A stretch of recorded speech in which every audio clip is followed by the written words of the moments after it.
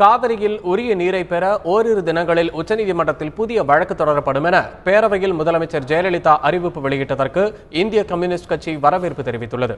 திருச்சியில் பேசிய அக்கட்சியின் மாநில செயலாளர் முத்தரசன், காவிரி நீரை திறக்க வலியுறுத்தி டெல்டா விவசாயிகள் மேற்கொண்டுள்ள கடையடைப்பு போராட்டம் வெற்றி பெற்றிருப்பதாக கூறினார். காவிரி நதிநீர் பங்கீடு தொடர்பாக உச்சநீதிமன்றத்தில் புதிய வழக்கு தொடரப்படும் என்ற முதலமைச்சரின் அறிவிப்பிற்கு அவர் வரவேற்பு தெரிவித்தார்.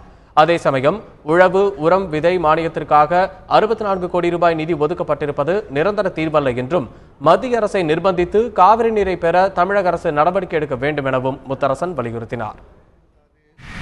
நேற்றைய தினம் சட்டப்பேரவையில் 110வது விதியின் கீழ் சில அறிவிப்புகளை செய்திருக்கிறார்கள்.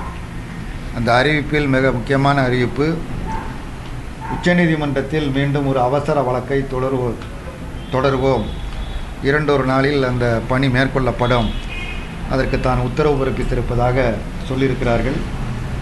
அந்த அறிவிப்பு வரவேற்கத்தக்கது. அதை விரைவாக சட்ட ரீதியான நடவடிக்கைகளை மேற்கொள்ள வேண்டும்.